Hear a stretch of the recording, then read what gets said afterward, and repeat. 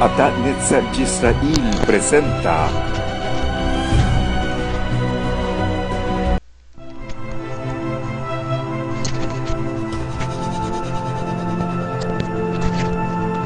Bet Yisra'i TV, Canal 26.7, Los Ángeles, California, uniendo pueblos.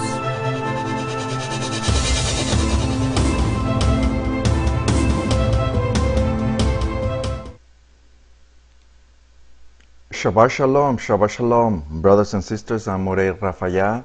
Once again, we are thankful that our Creator has given us our strength for this Shabbat.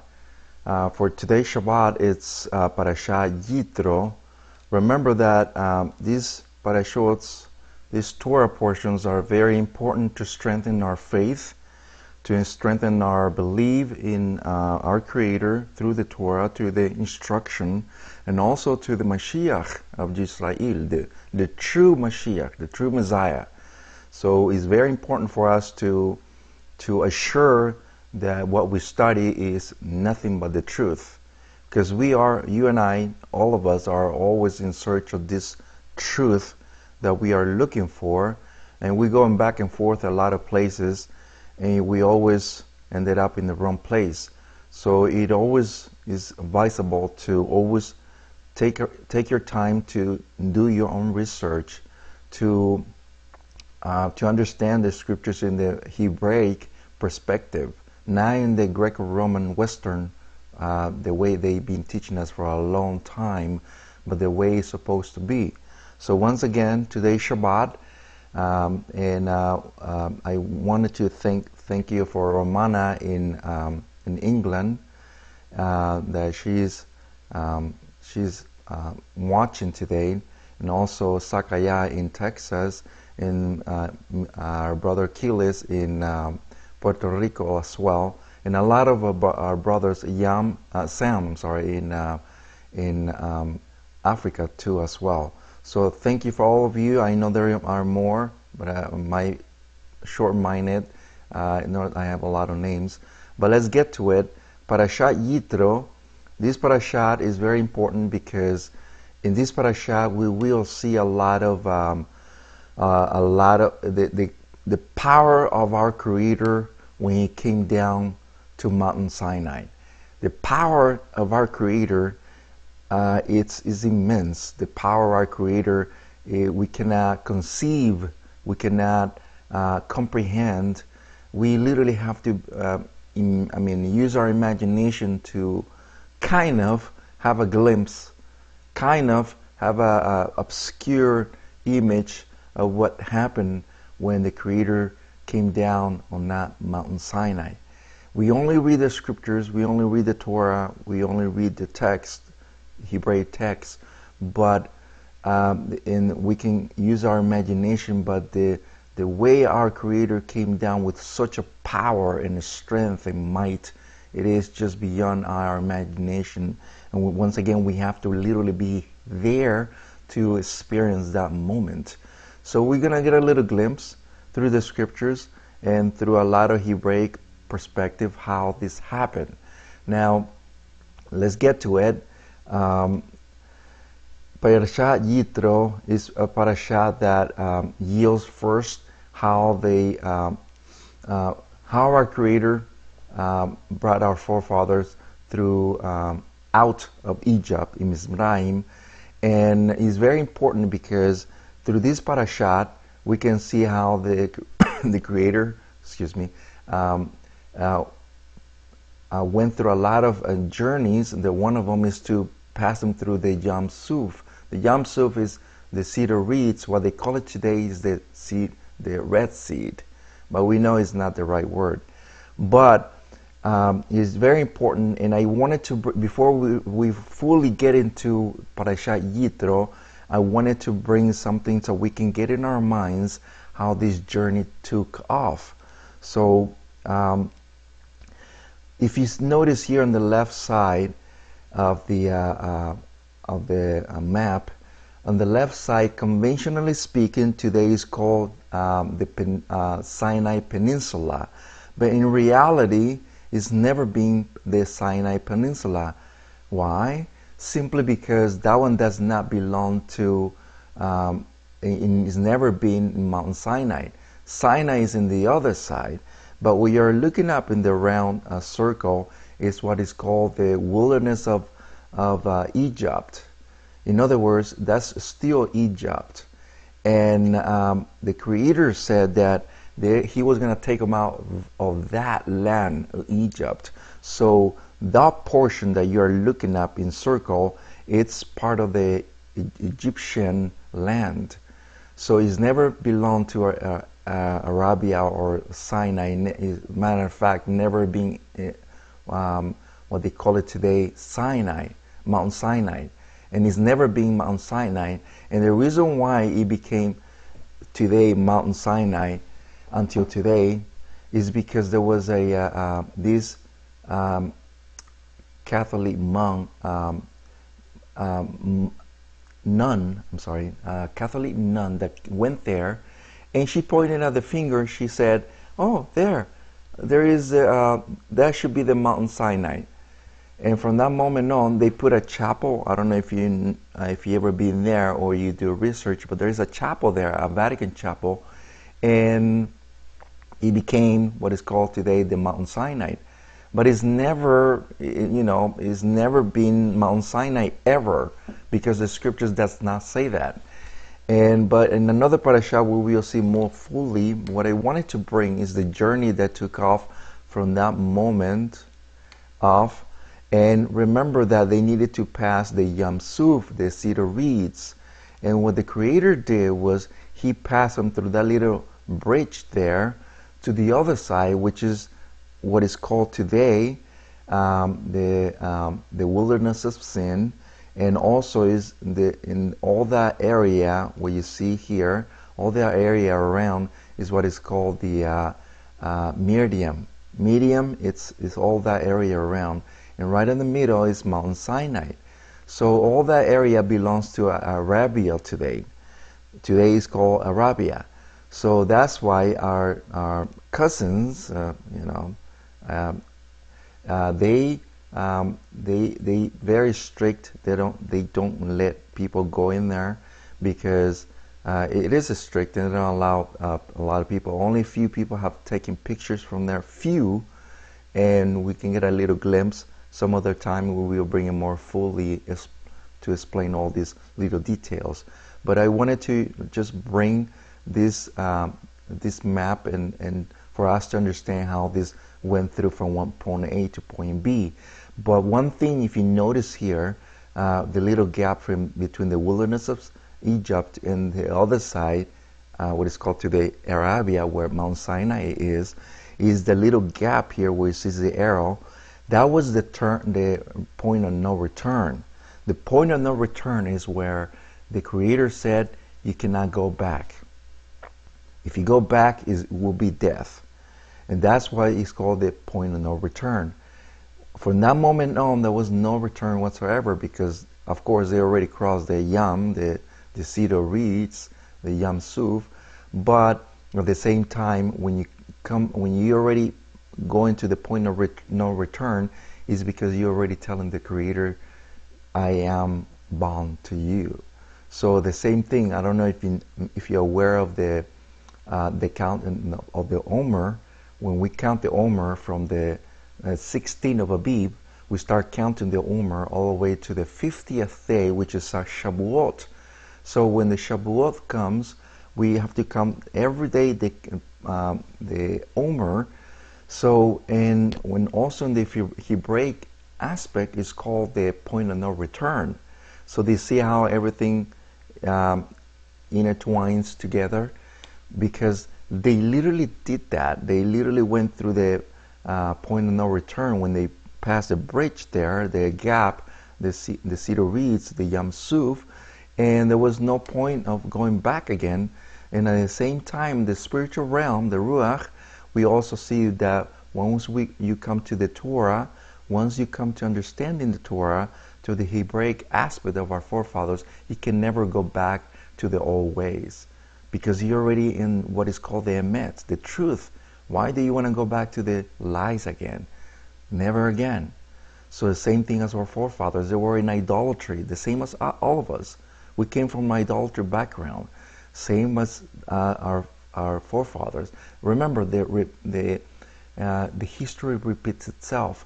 Ecclesiastes 1:9 says, what it was, it will be again. Once again, in the book of Ecclesiastes 1:9, chapter 1, verse 9, says that what it was, it will be again. So once again, it is happening to us in one way or other. So let's jump into the parashat Yitro. Yitro had many names. One of them was Ruel. If you notice chapter 2, verse 18 of Exodus, and they came to Ruel, the father, and he said, how is it that you come so soon today? Talking about their daughters, because remember that Moshe helped them out of the well. So his name was Ruel. Also in Numbers 10:29 says Ruel the Midianites. Now I just want to make this, of course he was Moshe's father-in-law, very important indeed. But also I wanted to bring this out, that he lived in the land of Midian. But that doesn't imply that he was a Midianite. And the reason for it is because there is a verse that implies this. Now, in the aspect of, we will bring other verses, but let's get into the parashat. Yitro, chapter 18, verse 1, the priest of Midian, Moshe's father-in-law, heard, the word heard is Shema. Remember that Shema Yisra'i, Yahweh Borenu, Yahweh Echad. Listen of Israel, hear Israel. He also did the same thing, Shema. All what the Almighty had done for the Moshe and for Yisra'i, his people, the Yahweh had brought Yisrael out of Mizraim, and Yitro, Moshe's father-in-law, took Zipporah, the wife of Moshe, after he had sent her back. Now this is very important. First of all, Yitro, the title that you see here, he was a priest, the high priest. The high priest of what? Remember that there were a lot of idolatry on the land of Canaan, in the land of Egypt. In all those lands, there was a whole lot of idolatry. The one true creator, Yahweh Sebaot, was well known on those areas. And the reason for it is because what he has done previously in Abraham, Yitzhak, Jacob, they knew about our creator Yahweh Sebaot. But they didn't know him the way he was revealed to our forefathers in Egypt, when the 10 plagues, remember we talked about this, and now that he just brought these people, our forefathers, out of Egypt, out of Mizraim, and went through the Yam Suf, of course the nations around heard about it. It's just like today, we heard this gossip all over the internet, and everybody knows everything. So one little thing, it spreads. Back in those days, it was the same thing. A little situation spread. All the nations, they already knew about that. We will see that next.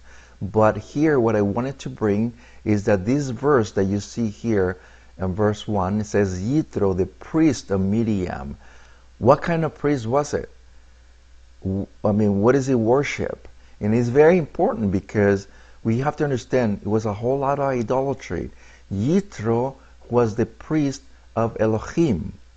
Once again, Yitro was the high priest of Elohim. Elohim was one of the prime demons of the Canaanites. El was one of the high the high demons of idols of the Canaanites. And let's listen first before we get into that. The word Shema means to hear intelligently, often with implication of attention obedience, consent, consider, discern, give ear, be obedient, obey, perceive, witness. Here, something happened to Yitro. Remember, first of all, he was the high priest of Elohim, one of the demons, the prime demons of the Canaanites. But he heard what Yahweh had done with Yisra'i and Moreh, and but basically it was his son-in-law, but his family, it was already his family. So he heard about these wonders that the Creator did. He realized, as this word Shema means, Shema, it doesn't just mean, okay, he heard about it. No, he put attention to what all these things happen around him, and all these beautiful things that Yahweh did to our forefathers in Egypt, and also how he passed them through the Yam Suf, the cedar reeds, and how, all these wonders. And he literally obeyed. He literally put attention to it. He wanted to believe in this Creator. He wanted to follow, in other words, to obey Yahweh's, Torah. So here's what happened. And a lot of things, beautiful things happened. But first, remember that when Yahweh Sabaoth was going to come down to Mount Sinai, he was going to come down to Mount Sinai with power, with great might. And remember that this event of Shavuot, of when the Creator gave the Matan Torah, the giving of the Torah, was a great, great event that we always bring to memory. So, nevertheless, we cannot put this away, because it is there. It is there. It is for us to comprehend that our forefathers. Now, going back to Yitro, he worshipped the demon, the deity, the idol, Elohim, Elohai, one of the deities, the prime deities of the Canaanites. And he was, he says El is the oldest of the gods, the father of the years, head of the pantheon, divine council. Asherah was his wife. He was a progenitor of other deities. In other words, he was the prime demon, the prime god. So we can never, ever, ever, ever combine or title or surname, or I should say the word title our Creator with the name of Elohim or El, ever. It is one thing that is Il, and one thing is El. It's not the same. Il means supreme being, almighty. Almighty, that's what it means, almighty supreme being. But El is not that.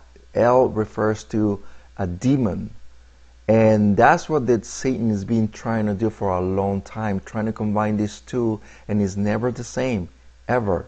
Because there are very, very prime reasons for that. And we will bring on, this teaching very soon about the name of the Creator and how it was changed to Elohim in certain title than Elohim in the scriptures and so forth. We will bring a full teaching about that very soon. So going back to El, he is one of the prime gods. So today, if you notice how the Creator is being called Adon, right? Some of the Bibles is called Adon. Adon basically is Lord. Lord is Baal. And Adon is basically the same as Adonai, which is referring to our Creator, but it's not. In the scriptures, if you look in the scriptures, our Jewish brothers in the Masoretes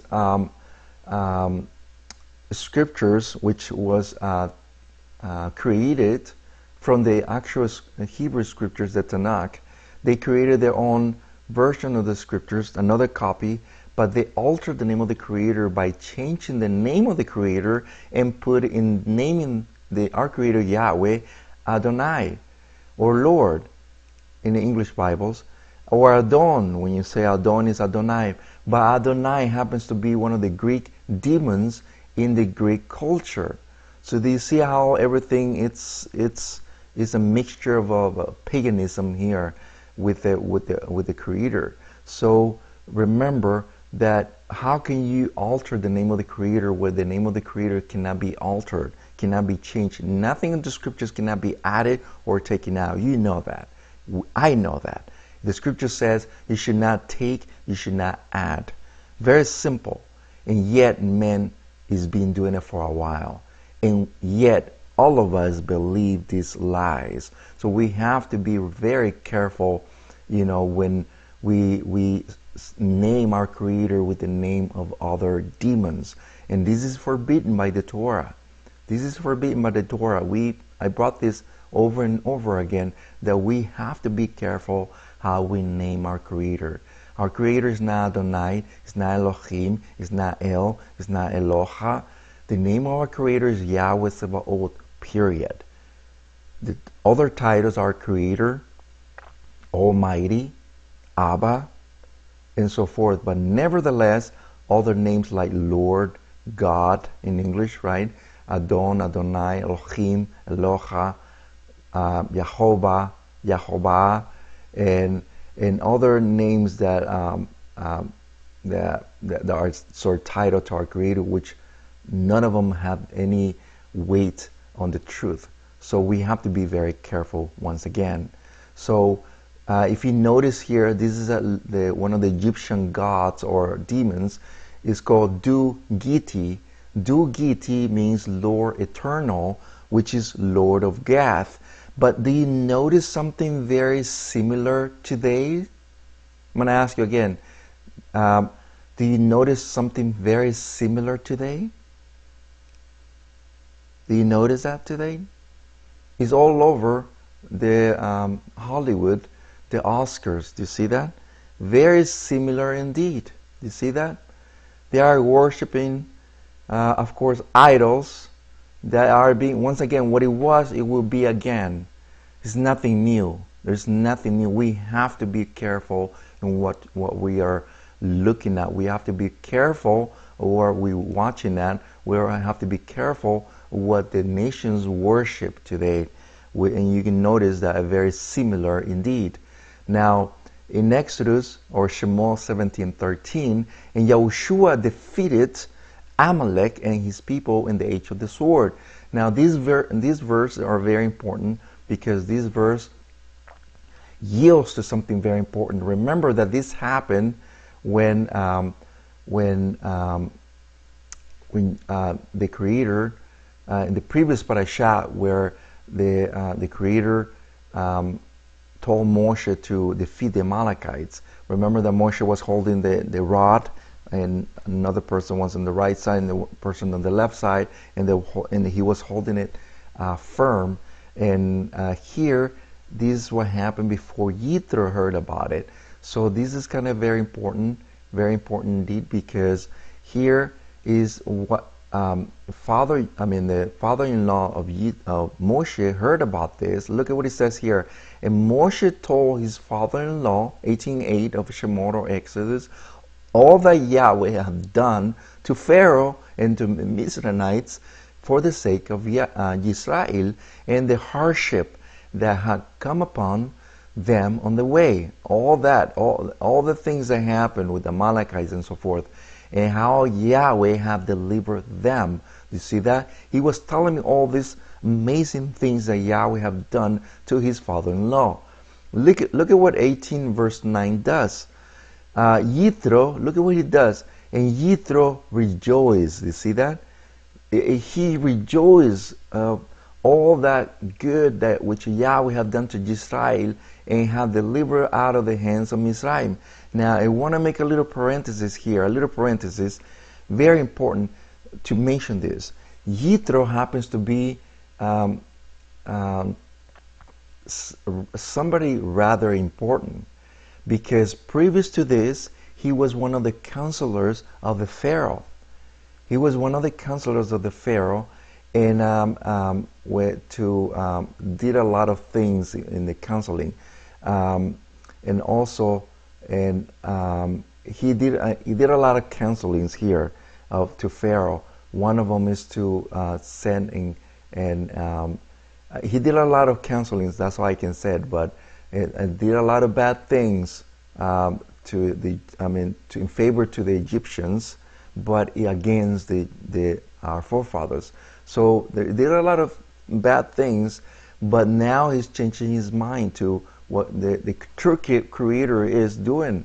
And some of the parashats we're going to bring a little bit more about Moshe and his father-in-law. So here he rejoiced. You see that? In verse 10, same chapter, and Yitro blessed Yahweh. Do you see that? He blessed Yahweh once again that he had brought the forefathers, the Yisra'i, out of the hand of the Midianites. You see that? First he rejoiced. Then he blessed Yahweh. You see that? And then verse 11. Now that I know, he realized. You see that? Now that I know that Yahweh is greater than all the demons. You see that? He realized that Yahweh is the one true Creator. All the Elohims, the demons, the deities, the idols, because of these, where they attack them. They see that? Because of this, they got attacked because of Yahweh's mighty power. He realized who Yahweh was because of his mighty power. And what he witnessed all this, he saw it all around him. You see that verse 12, he says, and Yitro, the father-in-law Moshe, brought burnt offerings and other slaughterings into the Almighty. Do you see that?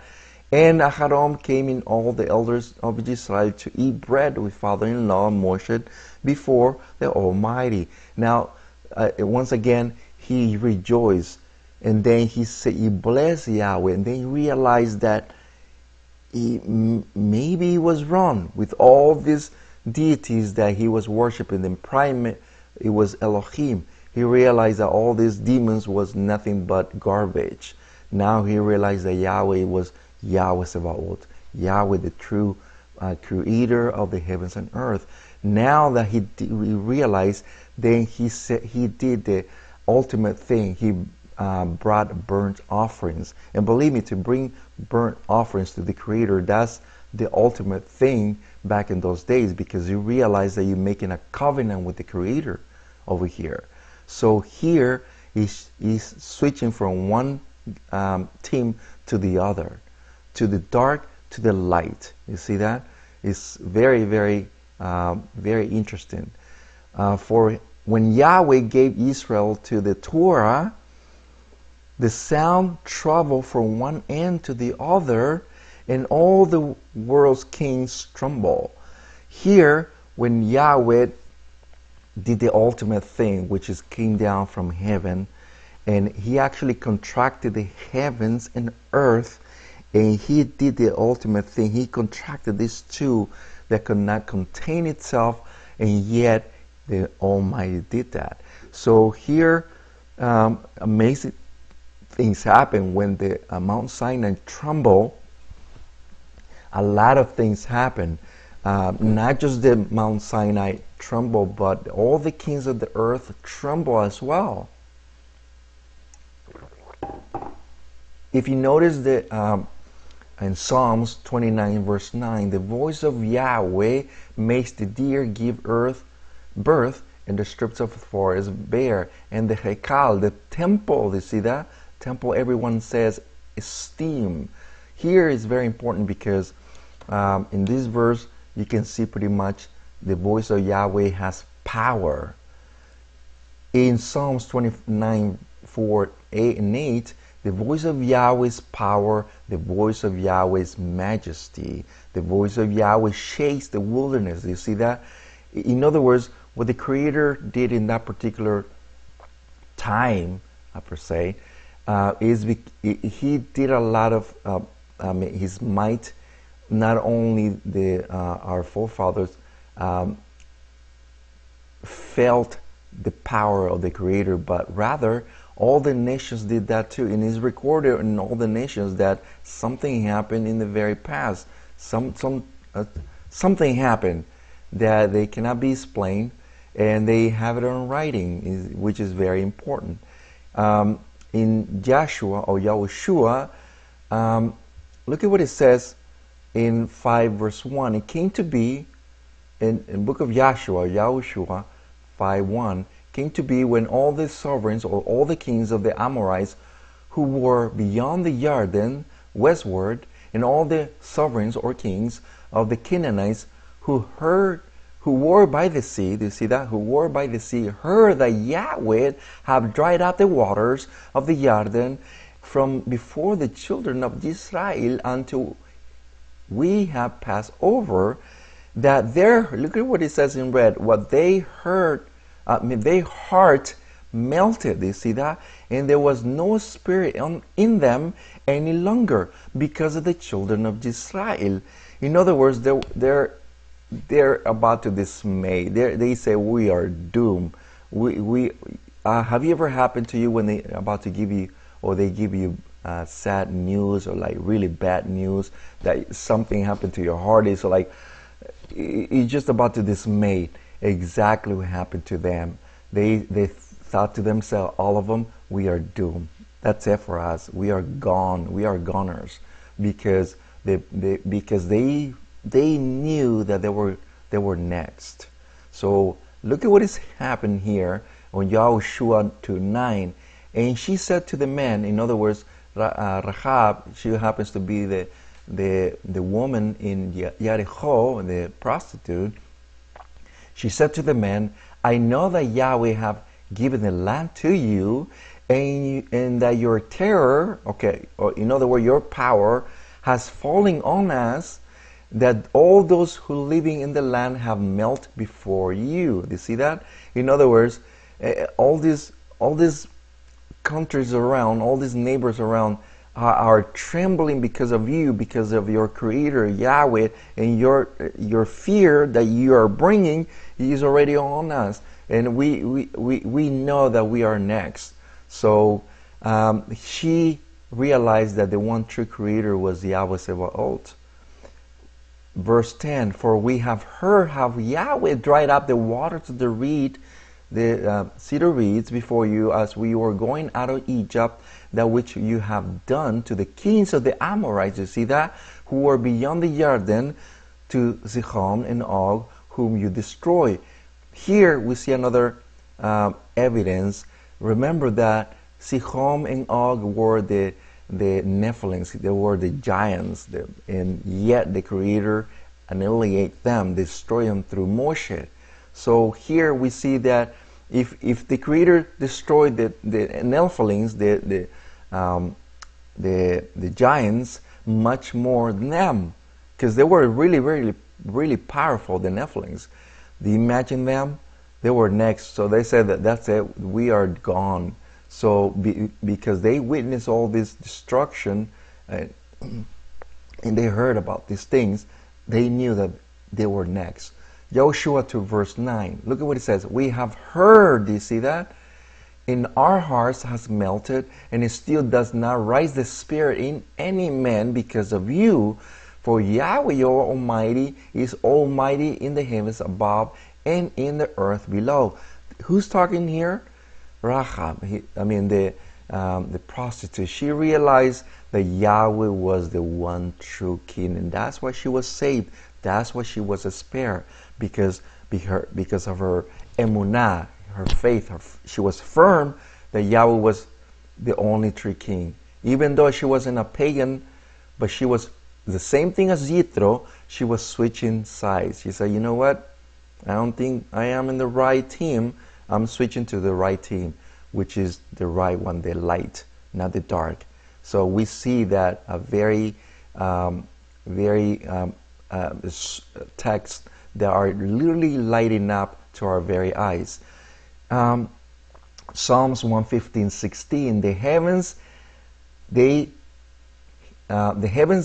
belong to Yahweh. Do you see that? The heavens and to heavens belongs to Yahweh, but He has given the earth to the sons of man. Do you see that? Once again, the heavens of heavens belongs to Yahweh, and but he has given the earth to the sons of men. In other words, we cannot say per se that that we belong to in the heavens. A lot of people say that. Very clear indeed in Psalms where it says that the heavens to heavens belongs to Yahweh, and he has given the earth to men. So in other words, Yahweh belongs to heavens to heavens. In other words, where we cannot even perceive where he belongs. That's where Yahweh belongs. And the earth is for all of us. That's where we are called the earthlings, because we belong here. We don't belong anywhere else. And he has given the earth for us to dwell. That's what the scripture says all over. So here is a very important concept. And the reason why I bring this is because what Moshe did that. Look at that. If the heavens and earth belong to Yahweh, and we belong here, and Yahweh belongs to heavens, of course, he's the creator of everything. But here's a very important subject. When Shavuot came, when Yahweh gave the Torah, Yahweh literally have to come down from heaven, and he has to contract heaven to bring it to Mount Sinai. And he contracted earth and heaven. You know that. He contracted these two. So in other words, it is the opposite. Yahweh is coming down and Moshe is going up. You see that? And we're going to bring that right now. Exodus or Shemot 19:3, and Moshe went up to the Almighty. You see that? Moshe went up to the Almighty. But look at what Moshe does too. In 19 verse 17 of Shemot or Exodus, and Moshe brought the people out of the camp to meet the Almighty, and they stood at the foot of the mountain. First, he's going to bring our forefathers to meet the Almighty, Yahweh Sabaoth. But here's something important. In every wedding, Hebrew wedding, always the best men bring the bride to the husband. You see that? Here is bringing Yisra'i to meet the husband. Do you see that? Remember, this is a wedding that is taking place. The best man is taking the bride to meet the groom. In other words, see that? And he's putting it right and stood in the foot of the mountain. The foot of the mountain happens to be underneath. You see that? Underneath. Foot of the mountain is here. Underneath. Underneath was Yisra'i, right at the foot of the mountain. So here is something very important, because once again, everything is important, but here is extremely important because something is happening here, and is a wedding taking place. Now the Creator, once again, earlier we see that Moshe went up, okay, but first he's bringing the people here. Remember that Moshe went a lot of times upstairs to meet the Creator. He went back again in chapter 19 and 20 and 21 and 22. Please read it. Okay, please read it in your own time, and you will see how Moshe went back and forth. He went back and forth. He came and took the words, and he says, okay, they said that they will obey the Torah. Okay, good. Came down and says, and so he went back and forth.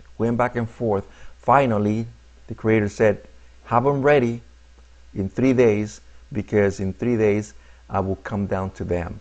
And that's when Moshe went up. And look at what the Creator said, 19 verse 20 of Shemot or Exodus. And Yahweh came down to the mountain Sinai. Do you see that? In the top of the mountain. Here, in other words, seems heavens belongs to Yahweh and the earth he has given it to us to dwell. Now he's going doing the opposite. He's coming down, we are going up. The Creator contracted the heavens and earth, and he contracted to such a point where it was just an unbelievable event that we can only imagine, and our little minds can only comprehend what happened on that day of Shavuot when the Matan Torah took place. So very important indeed. Now,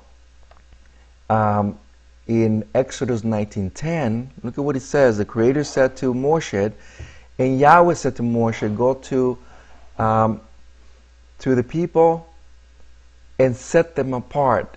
And set them apart, in other words, betrothal today and tomorrow. Let them wash their clothes. Here, remember, he's taking up an event. That event is the wedding. That event happens to be when the bride has to get ready, in other words. And betrothal is basically set them apart. Set them apart because we are in the middle of a covenant here. We are in the middle of making vows here. In every wedding there is always a vow. The betrothal happens to be that. Now 34:29 of Exodus or Shemot, and it happened as Moshe was going down from Mount Sinai that the two tablets of the testimony went being in Moshe's hand, and he went down to the mountain. Moshe did not know that the skin, look at that, the skin of his face become karam. Karam means shiny or sending out a rays of light through his speaking, through being speaking with him. In other words, he was speaking with Yahweh. He was back and forth. He was talking to him. He's talking to the Creator. Remember that Moshe talked to the Creator without any other intermission, in other words, any other bridge. He was just talking to him. The scripture says face to face, but remember that you can never see Yahweh Sebaot. He was talking to him with any mediation, in other words. So he was the only one that actually talked to Aaron, and Miriam could never do that, and the Torah speaks about that. So here, the face of Moshe's lighted. The face of Moshe. Look at what it says here. But before that, I wanted to bring something very important. The face of Moshe. Why was his face doing it? Remember, he was writing the ketubah. The ketubah happens to be the marriage contract. When you paying somebody to write the marriage contract today, you give them, you didn't give a gift, you give them a pay. This happened to be the pay. The face of Moshe lighted up. That was the pay that he was getting. Now here in Shemot 17:1, look at what Yahweh said to Moshe. See, Moshe, I made you a king to Pharaoh, and your brother Aaron shall be your prophet. Remember that in every kingdom there is always a king and there is always a prophet. David was a king and he also had a prophet. Okay, Solomon was a king and also he had a prophet. So here, remember that Moshe had a lot of titles. He was a priest. Okay, he also was a prophet, and also now at this point the Creator made him as a king. Very important indeed, because we are putting one and two together. Moshe's face became shiny. The word karam, we will see it next. The word karam means to shoot out horns, rays of lights, shines, but the word is shoot out horns. Why does it say the Torah shoot out horns? Why? It gives you something encoded here in the Torah, and we will see it. I'm sure that you've seen it before, that the word il means authority, a king. If you notice here on the right side is the aleph and the lamed. The aleph, you see the Paleo Hebrew, you see the ox here, how he has the horns here. You see the lamed had the staff. Every king has what? To rule. He has a crown and he has a staff. Do you notice it? Do you notice here something very interesting? The Creator made Moshe as a king. Do you notice today there's a lot of sculptures putting Moshe. Do you see? Notice here in the top of the head, it says horns there, and it put him as a horns. But do you see that Moshe had a staff? So Moshe's staff, in other words, he was the king of the Israelites. You see that? Yahweh has set them not just as a prophet, not just as a high priest, also as a king. So look at what it says here in Shemot 4:20. And Moshe took the staff of the Almighty in his hands. It wasn't even his staff, his rod.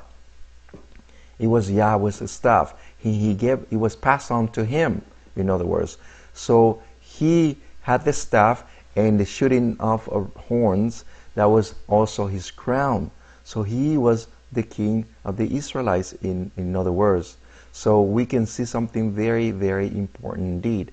Remember that Moshe's face was shooting out lights to the point where the Creator said through the Torah that they were afraid of looking at him. That's why he needed to put a veil, because it was shiny. It was very shiny. It was shooting like horns. So in other words, it was the splendor of Moshe's face that they were afraid of, and he needed to put a veil on it so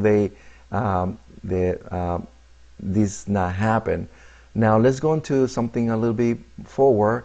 In the Septuagint, the Septuagint version of the scriptures in the Tanakh, in the Torah, 19 verse 13. Look at what it says. And the voices, you see that? And the voices and the trumpets and the cloud depart from off the mountain, and they shall come up on the mountain. Do you see that? So in other words, a lot of things were going on here when the Creator was coming down from heaven and contracted the heavens and earth. A lot of things happened. The shofar was blowing off. Voices, voices was coming out. The question is, voices, right? Voices, what do you mean voices? I thought Yahweh is one, right? Yahweh is one, but something happened here. The Creator spoke to the Torah to Moshe, but all the people around the world heard it.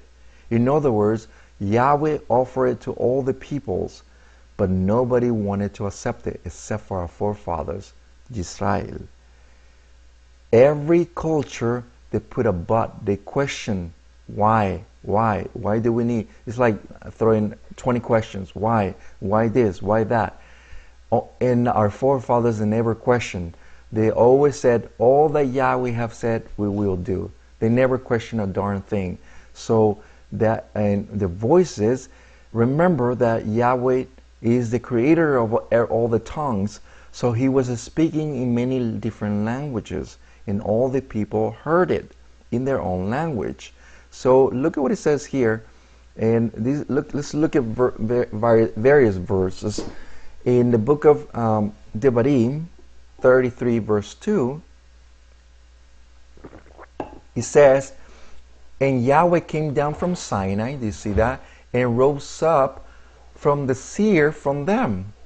And rose up from seer from them. What is seer? Seer happens to be a mountain. But who dwell on that particular hill or mountain? If you notice here, in this map, down here on the arrow, happens to be Sinai, the mountain Sinai. But if you look at here, Seir happens to be another mountain, but who dwell on that mountain? Let's look it up, who dwell there. Genesis or Bereshit 36 verse 8. And Esab dwell in the Mount Seir. You see that? Esab is Edom. You see that? Who was Esab? Happens to be Jacob's twin brother. You see that? Esab happens to be the one with the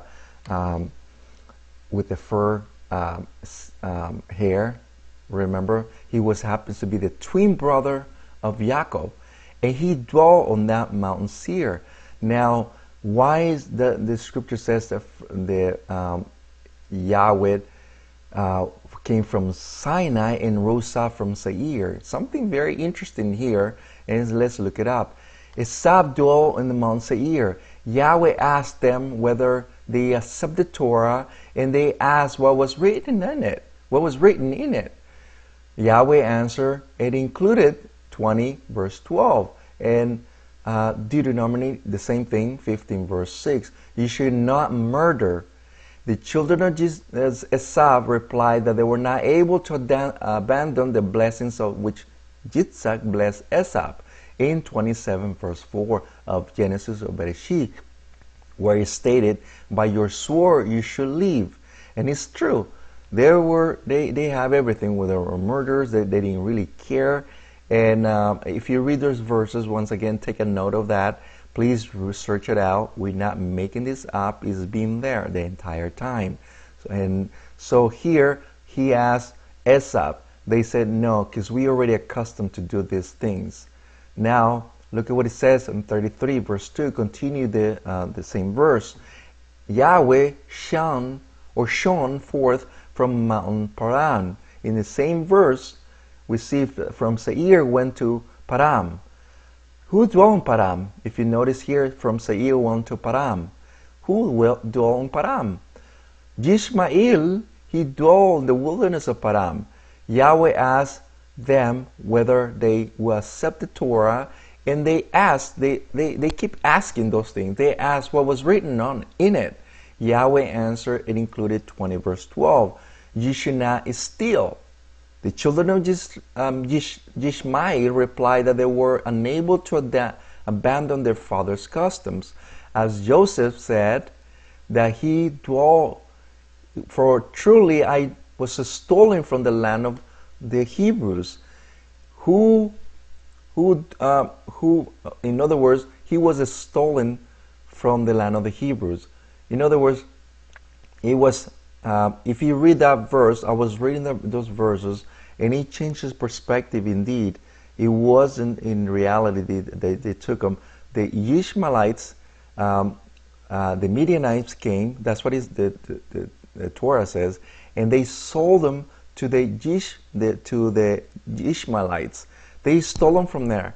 In other words, from that, and they were really accustomed to those things. Look at 21:21 of Genesis or Bereshit. Said he, meaning Ishmael, lived in the wilderness of Param.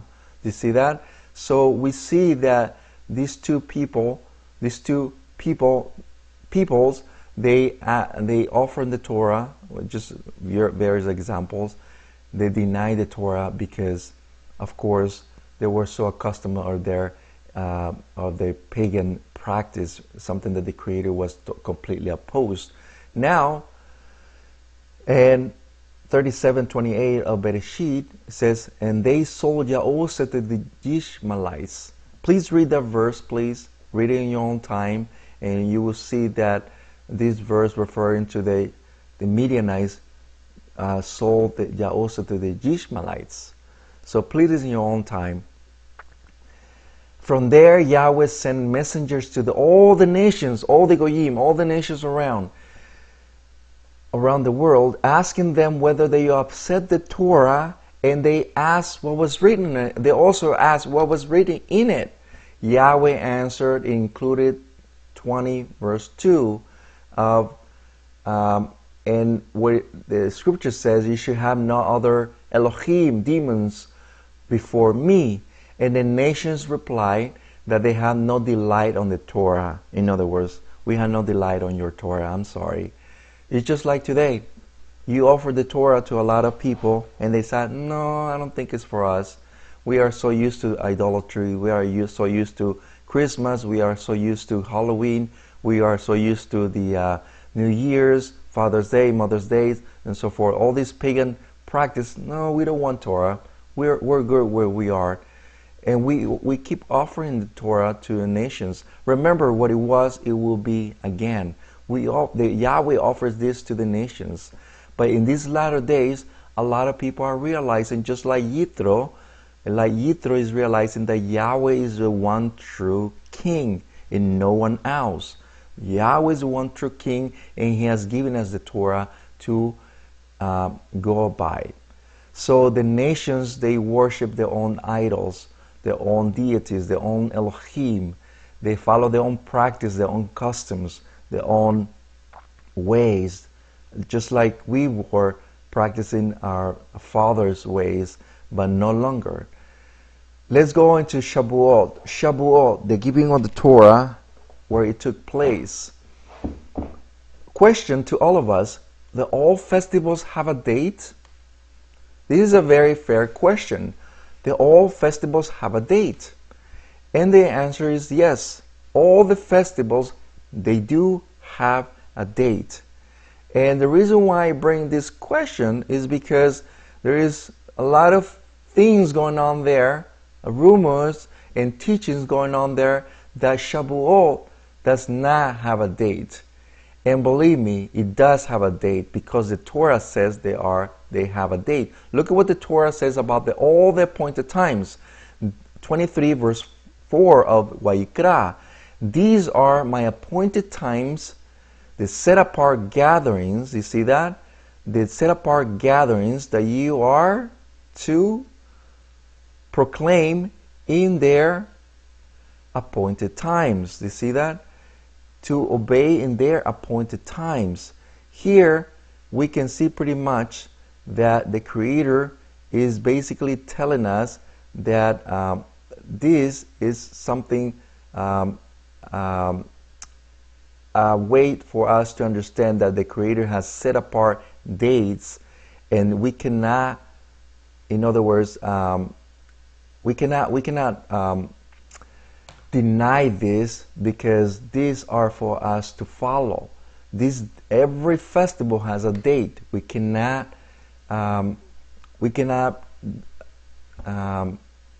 deny this. In the first month, the second month, and the third month, we know that there is a date. If you notice here on Exodus chapter 9 verse 1, in the third month, when just about the third festival, in the third month of the children of Yisra'i have come to the land of Yisra'i. In this land they came to the wilderness of Sinai. In the third month they arrived, in the third day they gave it. Look at what it says, verse 10. And Yahweh said to Moshe, go to the people and set them apart, betroth them, today and tomorrow. You see that? They came in the third month, and third day Yahweh was going to come down. And they shall wash their garments, and shall be prepare them in the third day. For in the third day Yahweh shall come down to Mount Sinai before the eyes of the all people. Do you see that? In the eyes of the all people. We cannot deny that these things actually happen. We know that are very true indeed. Shavuot is in the third month and the third day. Simple as that. Once again, all the festivals, they do have a date. The Torah speaks very, very clearly that every festival has a date. Shavuot is not different. When Yahweh came down from heaven, contracted the heavens and earth, we know there was a thundering. We know that everything was amazingly, in terror, because our forefathers were in terror. And we know that when there was a lighting, there was a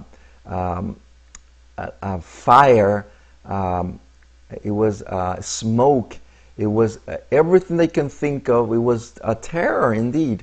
Psalms 114 verse 7, tremble, O earth, from the face of the Master, for the face of the Almighty of Yaakov, who turned the rock in the pool of water, the flame into the fountains of water. Do you see that? The power of the Almighty, when He came down, when He contracted the heavens and earth, was so amazing, so powerful, that we cannot deny this, that the Creator is so mighty indeed, especially when He contracted the heavens and earth on Shavuot. So very, very important. He, in Nahum 1:9, mountains have shaken before Him, and the hills have melted, and the earth have lifted up at His presence, and the world and all who dwell in it. Do you see that? All the earth have presence, felt the Creator when He gave the Torah. All the nations heard what Yahweh spoke to our forefathers. That's not denied it whatsoever. Yahweh is powerful. Therefore, when He gave the Torah, He gave it with such a power that we cannot conceive the power of our Creator. Yehuda, our Jewish brother, said that there is no day for Shavuot by stating the court in the count, on the day following the first day of the Passover or Pesach, whose date is the set. They put a 15. Okay, we know it's a 16. And by establishing when they follow in 2 months, we start rather the usual practice for using the witness for these months. They were able to set the date for Shavuot as the 6th of Sivan. And look at what they said. They then invented the idea that the Torah, and by the Torah, they must have meant the Decalogue. In other words, they invented this day of the 6th of Sivan. We know it's not, first of all, it's not Sivan, it's the 3rd month, because from 2nd all the way to 12, it go by months. They don't go by names. There is not such a names on the Torah, the 5 books of the Creator gave to Moshe. So here is very important indeed.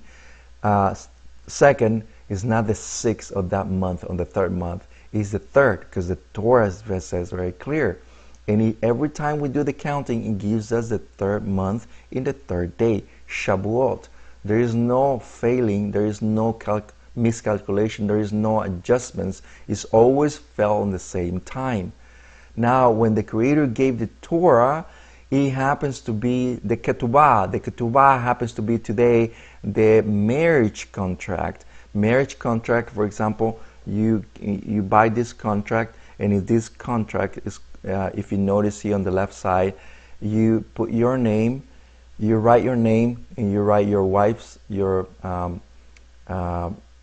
bride's name, and you both sign that contract. And here the same thing, Yahweh is making a contract with Yisra'i, but something happened. Moshe breaks the contract. Do you see that? Moshe breaks the contract before something happened, which is death. Remember that if the sin that they did with idolatry, that was death complete. But Moshe breaks the contract. You see that?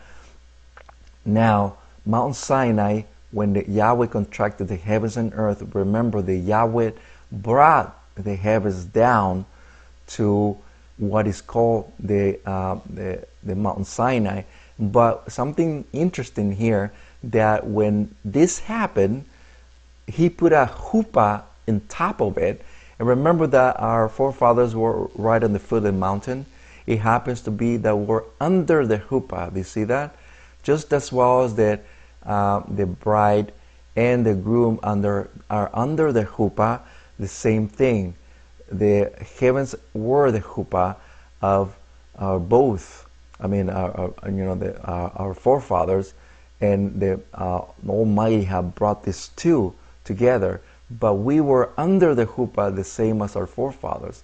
So the word chuppah means chamber, closet, defense. Let's look at a verse in Psalms 19:5, which is a bridegroom coming out of his chuppah. Do you see that? Or chamber. Now, once again, in 19 verse 7, Moshe brought the people out to meet the Creator, and they stood, you see that, at the foot of the mountain. You see that? They were under the chuppah once again. So, 68 verse 8, and the Sinai shook before the Almighty of Yisra'i. Once again, we see verse after verse after verse that is yielding to this concept that the Creator yield to something very important, more than what we already know. So when this happened, the Creator, Moshe, brought the words to the people. Look at what it says here. And the people reply, 19 verse 8 of Shemot or Exodus, and all the people answered together and said, all that Yahweh has spoken, we shall do. You see that? All that Yahweh has spoken, we shall do. In Hebrew is, Kol asher diber Yahweh na'ased. All that Yahweh has spoken, we shall do. Kol asher diber Yahweh na'ased. all that Yahweh has spoken, we shall do. They never question anything. They never question anything. Yahweh spoke it. So Moshe brought back the words to the people, to Yahweh. You see that? And once again, we see verses here when they 24 verse 10, and they saw the Almighty Yisra'i, and under his feet like a paved work of sapphire stone, and like the heavens from brightness. You see that? Here we can see how once again he contracted the heavens and earth, but you see the pavement was like sapphire. This was just like the hillet, the blue cord that we use in our talits. It was just like that. It was just like the heavens. Now we can see pretty much the last thing that I wanted to bring. If you remember that the Creator was speaking these words, and he was speaking these words and asked him, remember that they call it the 10 Commandments. It's not 10 Commandments, it's more like the 10 spoken words. Okay? The first one is this. The first one is this. Remember the Torah, the word Torah in the gematry it goes to 611. That's the Torah. The word Torah is gematry 611. Why is it not 613?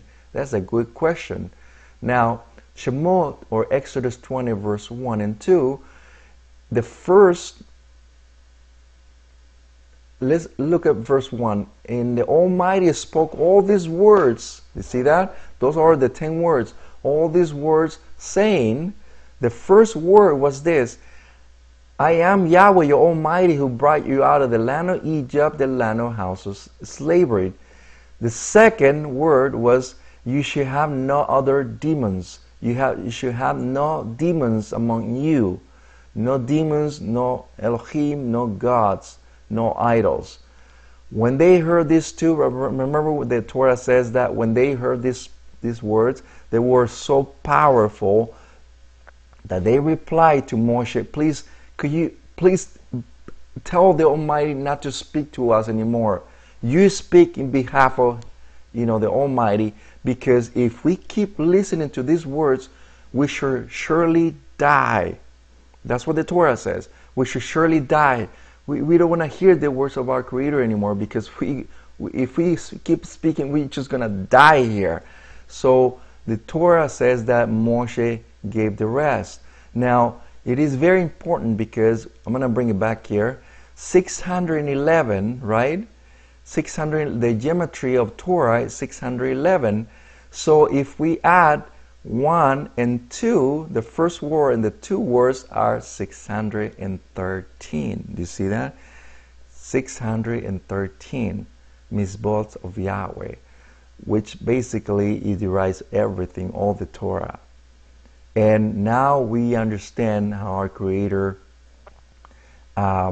is bringing these things. And now in these latter days, how do we understand the Torah? Remember that Moshe gave the Torah to our forefathers, right? But the Mashiach explains the Torah. Once again, Moshe gave the Torah to our forefathers, and they follow it and everything. But the Mashiach explains the Torah. The Mashiach explains what's behind every mizbot, every mizbot, every command, every order. He explains what's behind it. He explains the reason for it. And he explains it very, very, very well, because remember, he is the Torah. So he explains it very well indeed. So once again, we come to an end of this parasha. I hope you guys enjoy it.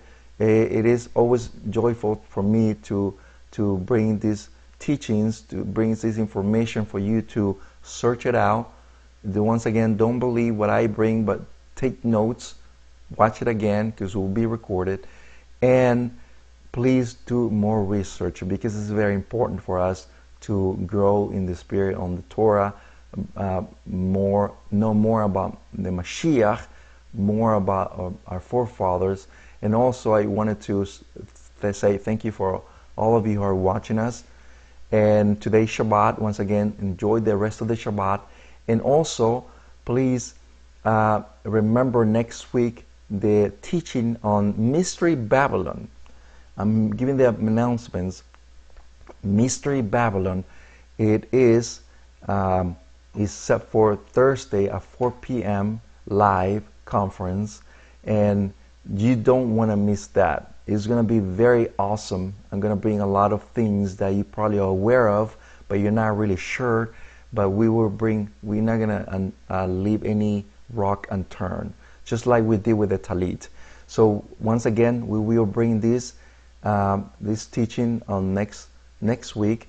And once again, thank you for everything. Moreh, Rapha'Yah, and Shabbat Shalom to all of you. And thank you for everything that Yahweh has given us to this very, very moment. Thank you very much indeed. Shalom.